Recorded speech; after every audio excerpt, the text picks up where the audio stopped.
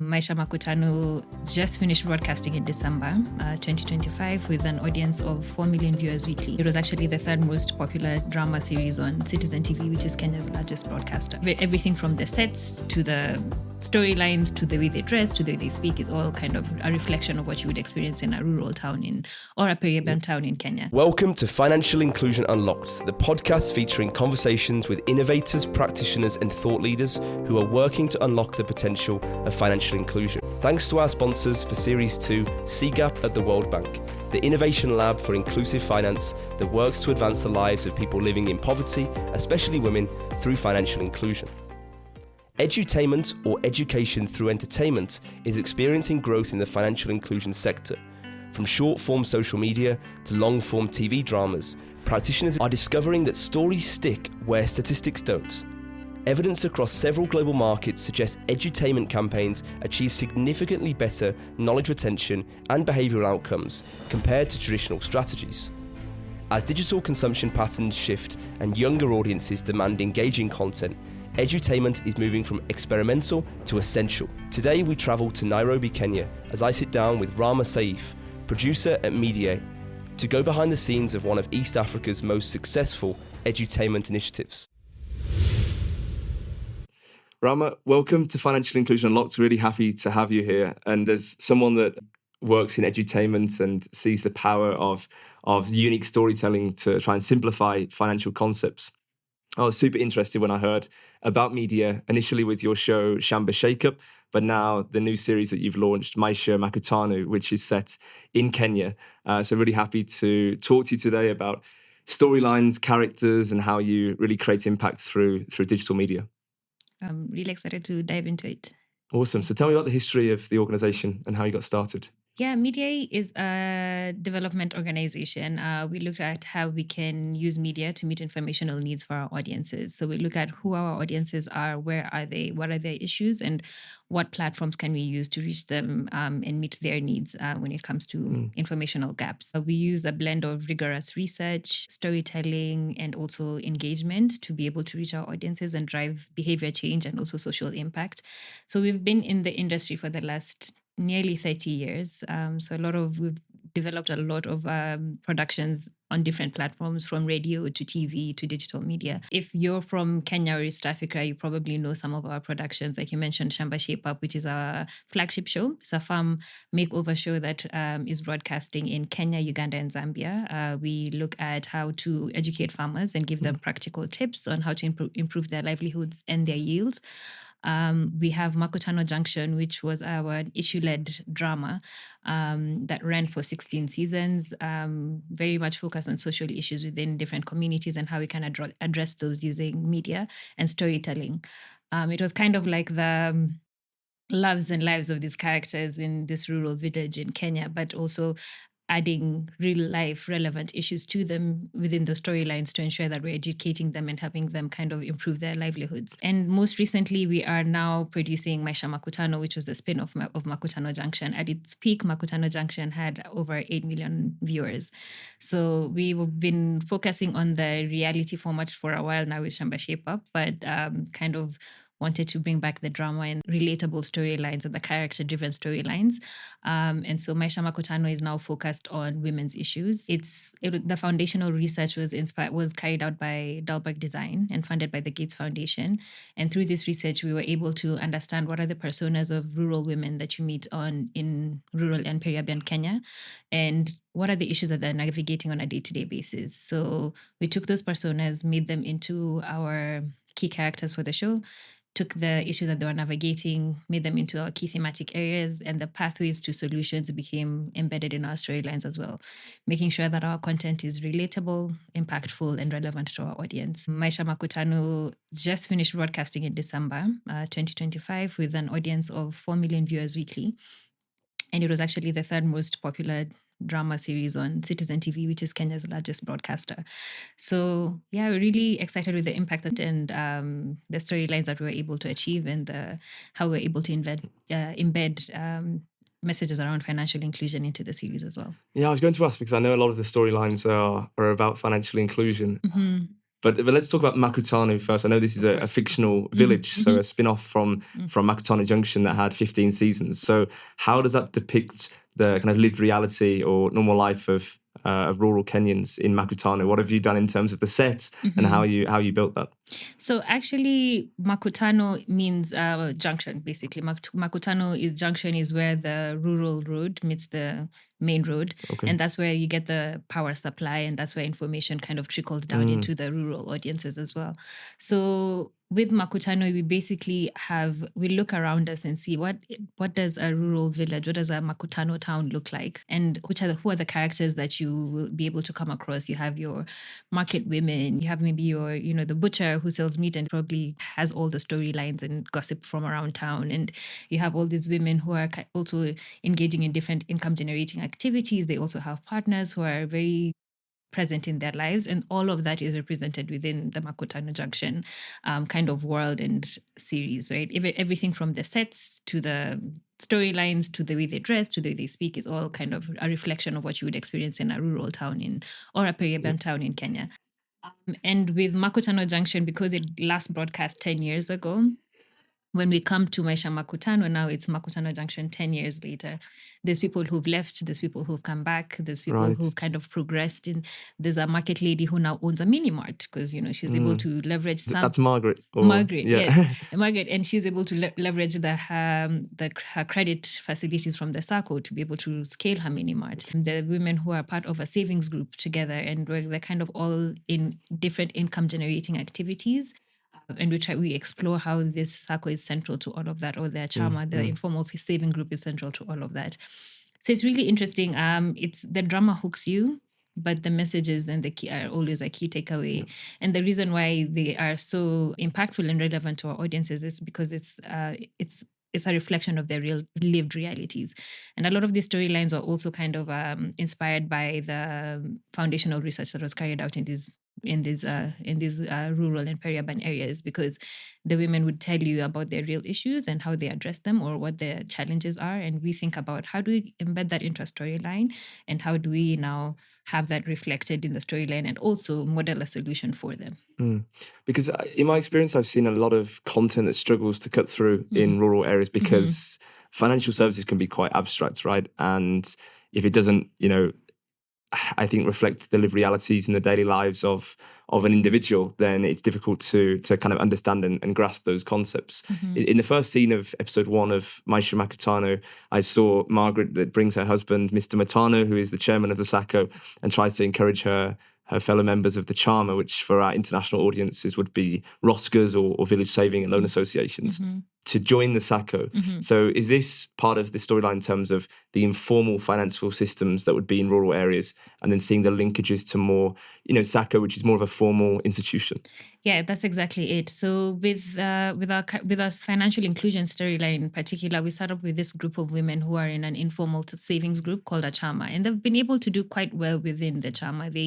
You're able to access, credit and you're able to access loans within the chama that will help you carry out, either business or help you in your day-to-day life and all of that, which is great.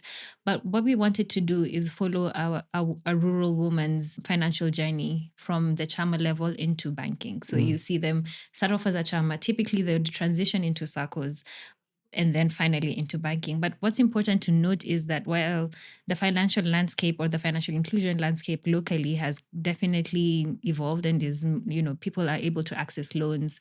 They can access digital loans. They have bank accounts. They have mobile wallets. Financial services or formal finance doesn't really feel structured for rural women. So they may be wary of digital fraud. They might trust their chama more than they trust their SACCO or a bank, or they even might not have a lot of decision-making power within their households when it comes to financial decisions, right? So how do you then convince them that this chama is great, yes, but the next step for you is to join a SACCO, which makes you more visible to the formal financial services and institutions. It also makes you, it gives you credit visibility and will allow you to access credit facilities that can help you move from accessing credit for the sake of survival to actually accessing credit for the sake of scaling or building resilience.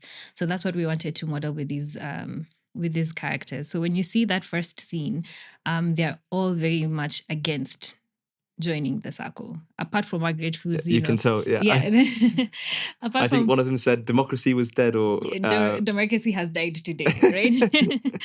Yeah. And so you can see Margaret trying to convince them, look, this is how I was able to scale my little stall in the market to a mini mart. I used the credit facilities in the SACCO to be able to scale this. However, they are more concerned with how do we know where our money is being spent. These SACCOs, sometimes they might not have a good reputation within certain communities. So how do you help them, one, to identify a good SACCO, a well-run SACCO, and then how do you also convince them that these credit facilities can help you scale your businesses, can help you can look at buying farm inputs, you can look at buying new machinery for your business, whatever it is that you might need to. So to scale and become more economically resilient. So with these characters, we follow them from the beginning, where they are very much against joining the SACCO. And then we also now model the benefits of joining the SACCO once they finally agree to join the SACCO. And there's a lot of conversation and dialogue. So we embed those messages. You can identify a well-run SACCO by, do they have digitized records? Are you attending your annual general meetings to understand what the runnings of the SACCOs are? Do you have access to your SACCO leadership? Do you vote on certain issues? So we model all these messages into the storytelling, and that then signals for women in rural areas what a good SACCO is and why it's beneficial for them. We also don't shy away from highlighting the negative. for sure. Yeah. So we'll look at the negative aspects and say, hey, this is what mismanaged SACCO looks like, and this is how you can identify it. But how we go about it, or how you rectify it, is actually being an active participating member within the SACCO. So yeah, that's basically how we try to embed all of those storylines and all that key messaging within the series. No spoilers, because I know the first season is on YouTube and is in English, so it would be great if some of our audience can watch the episodes. Walk me through some of the characters in terms of their financial inclusion journeys throughout series one. Yeah. Is there any that you would particularly draw to or highlight? Yeah, that's an interesting question. It's like asking me to pick a favorite child, which is very difficult. But I would say I do enjoy seeing there's good juxtaposition between some of the characters. You have Dorothy, who's our is a matriarch in the society. She's a pillar in the community. People go to her for advice. She's a businesswoman. She's quite well established, and she owns multiple businesses. She owns the local bar and restaurant, but she's also a pharmacist who owns the local pharmacy as well. So you can see from Dorothy's experience how she's leveraged the earnings from the chama and also leveraged that to kind of scale her businesses. But you also have characters like Archie, who's young and is a waitress at Dorothy's restaurant, and she works there. She's not earning as much, and she's a great character because what I like about her is that we see her starting off struggling to balance the childcare needs that she has. She has 2 kids and her nanny is always bailing, and she never has the support at home to be able to manage her income generating activities while also managing her roles and responsibility as a mother and a caregiver. So having those 2 women who are constantly in contact with each other and are also part of the same chama and kind of drawing that juxtaposition for the audience is really great, because you can see the different income levels within those, or the different access that they have within that chama.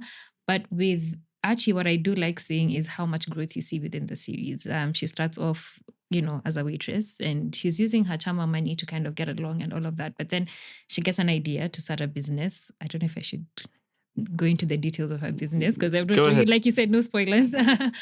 But she has issues with childcare on a day-to-day basis. Her nanny is always calling in sick, or she always has to show up at work with her kids.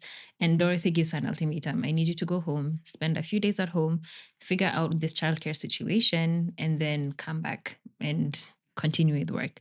So she's at home, she's there, she's really worried about what's going to happen. But as she's taking care of her kids, her neighbor comes by and says, hey, by the way, I noticed you're home. Do you mind watching my kids? I'll give you a little bit of money so you can take care of them and maybe tomorrow as well. And so the wheels start spinning when it comes to this kind of childcare situation. And she's like, well, maybe I can take care of other people's children, which allows me to stay home and take care of my kids, but also while generating some kind of income for myself. And that also allows these women in the community to go out and take part in income generating activities for themselves, ensuring that there's like 10 women in the community now who are able to become economically empowered because they all have the opportunity of a reliable childcare solution, and they are no longer burdened by the unpaid childcare situation. So then that starts off her daycare business, a childcare business, and slowly we see her having more kids coming in, and the parents like her because she gives them balanced meals and great activities, and their children are actually thriving within that community. And soon, before you know it, by the end of the series, she needs to expand her business and access a bigger space, and she uses the money from the chama or the SACCO to be able to put her down a deposit for this new space, but also working with the parents who are interested in joining the daycare to help them, to make these payments. They pay advances and all of that. So good business practices are outlined within the series. But also we're able to see Archie starting off as this, very kind of timid, not timid actually, she's a very feisty character, but when it comes to her financial her financial situation, she's not doing the best at the beginning, but through this system, she's able to kind of scale her business and actually establish herself as a reliable source of childcare and a business owner and entrepreneur within the community.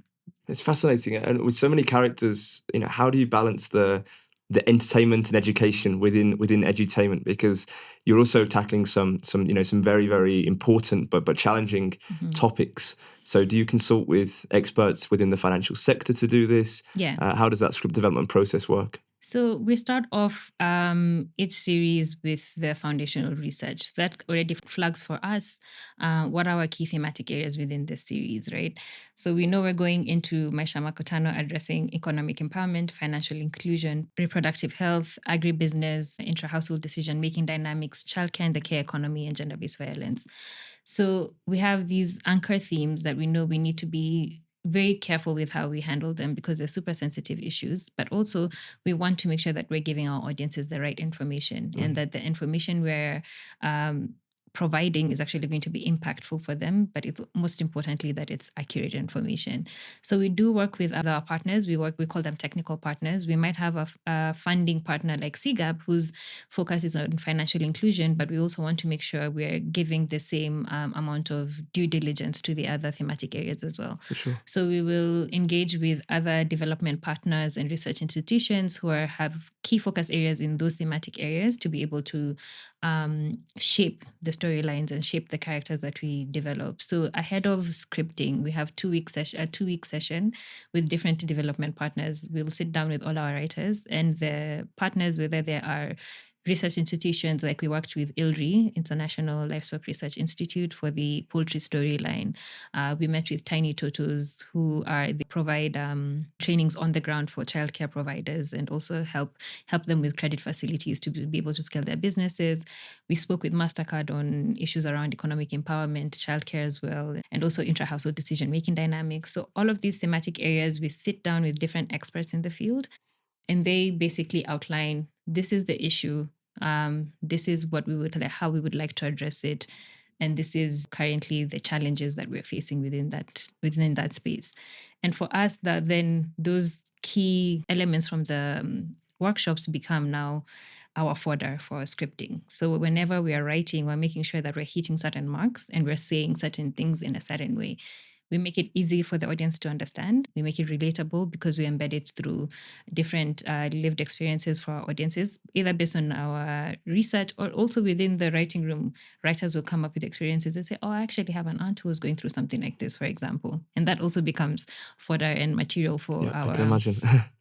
for our writing experience. I'm sure if somebody knows a writer, they've seen themselves, in a certain character or something like that within the series. And that's how we make sure that we balance the education and the entertainment. At the bottom line, our series or our content, our productions are always issue-led, story first. We really try to avoid audiences coming to the screen and feeling like they're sitting down for a lecture. We want them to see themselves in the day-to-day experiences of our characters and then see how they take part in take part in these issues, and also how they address those issues, and also the solutions that are provided for them. So we make sure we can signpost that for them, and they're able to easily identify. I guess that's the missing key, really, isn't it? To ensure that they're coming for the story is entertaining, but there's the real actionable Exactly. insights. Now let's talk about distribution, because Makutano is set in the junction between the village and the town. I know you are on national TV with 4 million viewers every week, and also on YouTube. But if I think about the rural audience, where smartphone penetration might be somewhat lower and TV ownership as well, how do you ensure that you kind of bridge the content access gap for those in rural communities? Yeah. That's a really good question. And when we look at, like you said, we are on national TV, which means Citizen TV has 12 million viewers every day across the country. So already we are reaching a huge number of people.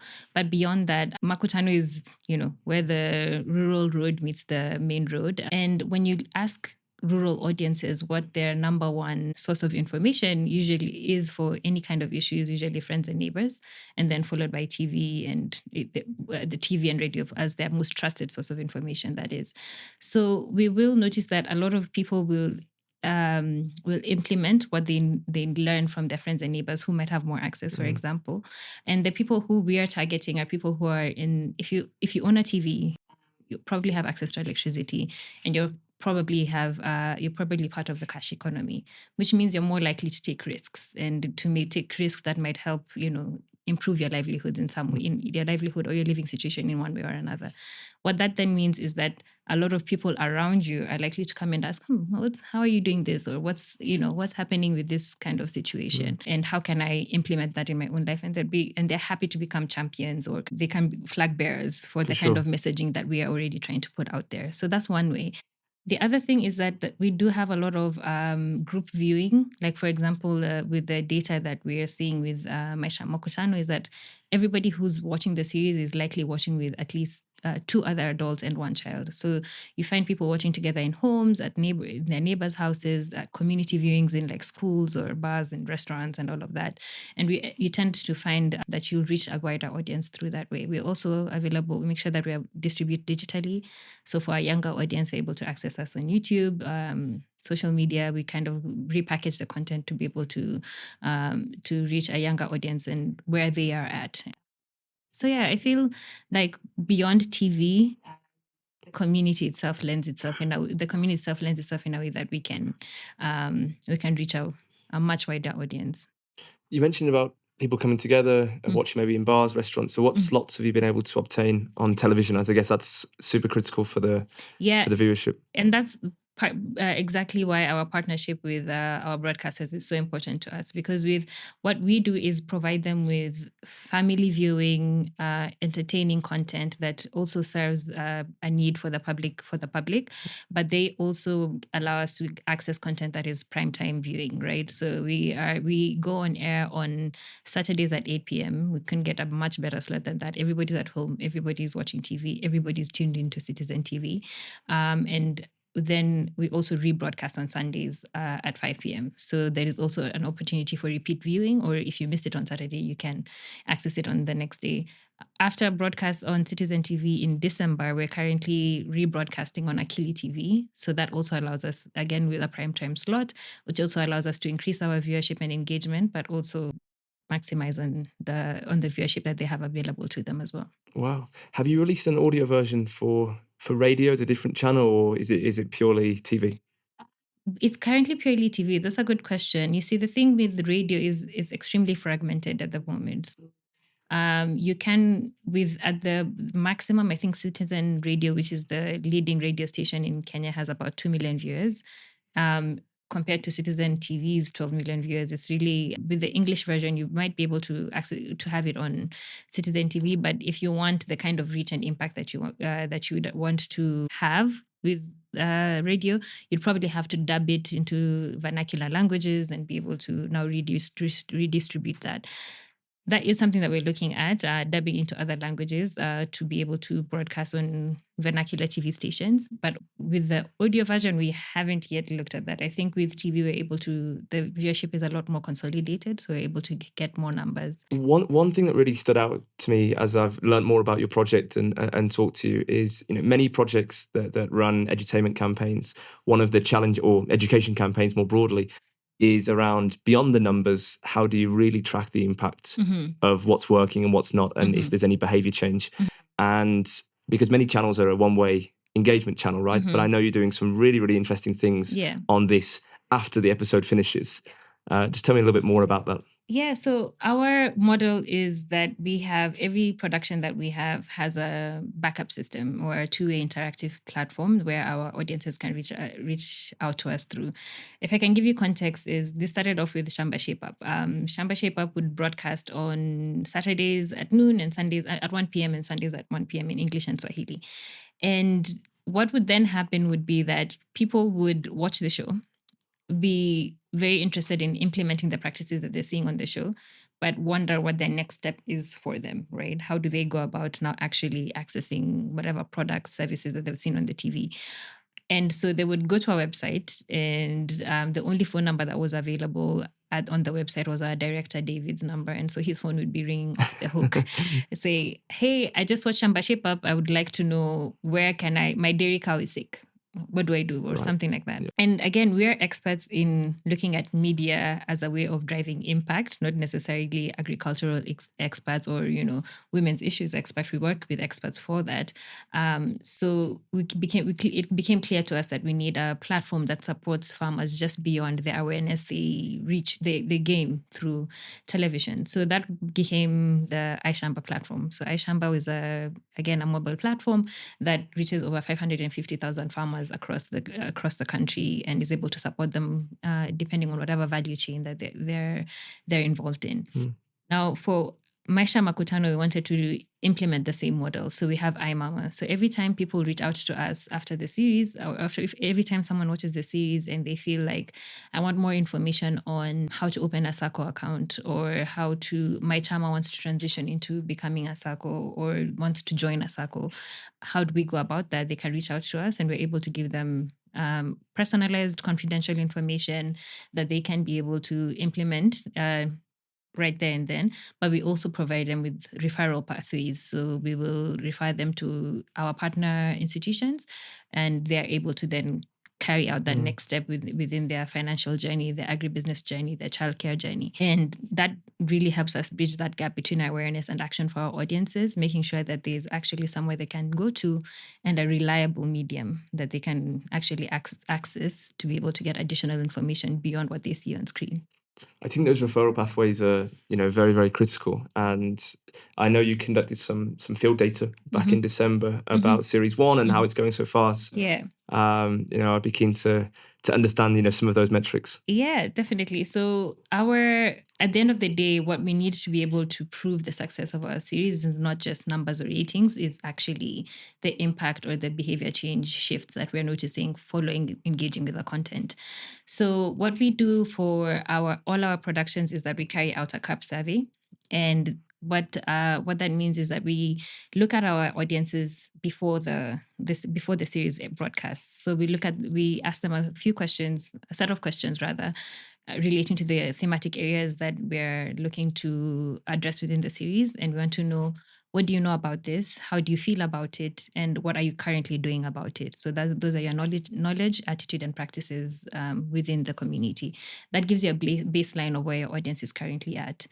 Following the broadcast, we will do a similar survey, testing the same with the same people, or no, not different. No. The same region, Okay. but with different samples, with different samples. The same sample size, but at the baseline you'll have 1,000 viewers, and the end line you'll have 500 viewers, 509 viewers. So you're able to draw comparison between baseline non-viewers and viewers at the end line, as well as end line viewers and non-viewers, to be able to track the differences. But similar characteristics in terms of maybe a member of a chama or income level, for example. Definitely, we'll have a kind of a set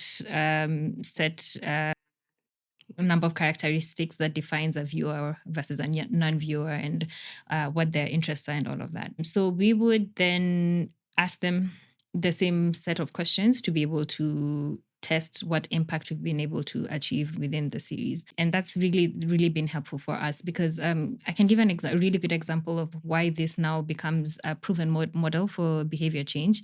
In Makutano Junction, we carried out a campaign with the Women World Banking and 3 partner banks through in the series. So in the series, we had a 4-episode arc where we saw these 3 women who are key characters and they are market ladies and they kind of are key members in the community, very skeptical about opening a bank account. So we have this really charming, great character who's the bank manager. And he comes to them and says, we really would like you to come in and have a chat with us and maybe think about opening a bank account. And, the ladies would be like, I keep my money under the bed and I don't need any of that in my life. We're fine as it is. So he does this work over 4 episodes to be able to try and convince them why banking is so important to them and why they should become financially included. At the end of the 4-episode arc, we see them opening bank accounts and starting to realize the benefits of being financially included, being more visible in a formal credit facility and also a formal savings system. And the next day on the high street, the Nawi Dada sign, which means Grow Sisters, was put up across 25 branches across the country. And what we saw as a result of that campaign is that we saw 138,000 women being banked within 3 months. New accounts. New accounts. And, wow. And they would actually state that Makutano Junction was the reason for them to open accounts. And viewers were actually twice as likely to engage and actively engage with their bank accounts than non-viewers. So for us, it just really outlines to us that these are not just stories that we're telling. We're actually shifting behavior and creating impact for our audiences with these storylines. And I guess the stat that's probably more interesting is that they're twice likely to use the account regularly than to open, because a lot of times financial inclusion could be determined on number of accounts, but actually you look then in terms of what is the usage and the impact that is beyond those numbers. Exactly. And so for us, that kind of data and information is really important for us to be able to say, okay, we're actually doing the work that we're doing. And when we say a show is successful, it's not based on 4 million viewers each week. It's actually the activity that we're seeing within the series. I can give you a few top line data sets that impact data that we've gotten from our CAP study with Maisha Makutano, which is we saw that 91% of the audience actually felt that the content was real, very real to the issues and relatable, which is really important for us because that creates incentive for repeated viewing. And also the takeaway from the messaging is also emphasized. It has a positive effect on that, which means that, lasting impact is ultimately going to be achieved. We've also seen that 80% of the audiences said that the show was addressed the issues really well and in a memorable way. And actually the key issues that were most memorable for our audiences was agriculture as a business and also financial inclusion. And across all demographics, the audiences have indicated that they would either create a change within their lives or are intending to make a change based on what they've seen on the series.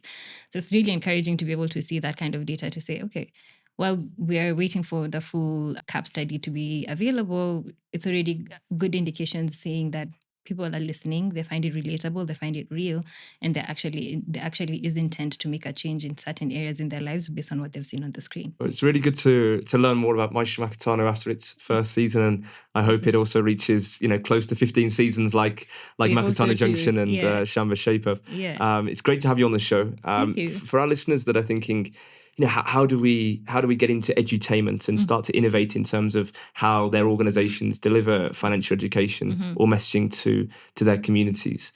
What are some of those key lessons that you've learned in terms of how to embed financial inclusion storylines and messaging into dramas that others could take away in different parts of the world? I think one of the key things is that your model has to be sustainable. It's great to have the intentions that you want to package this messaging and be able to reach like a huge audience, but it's also important to make sure that there's longevity within that, because at the end of the day, repeated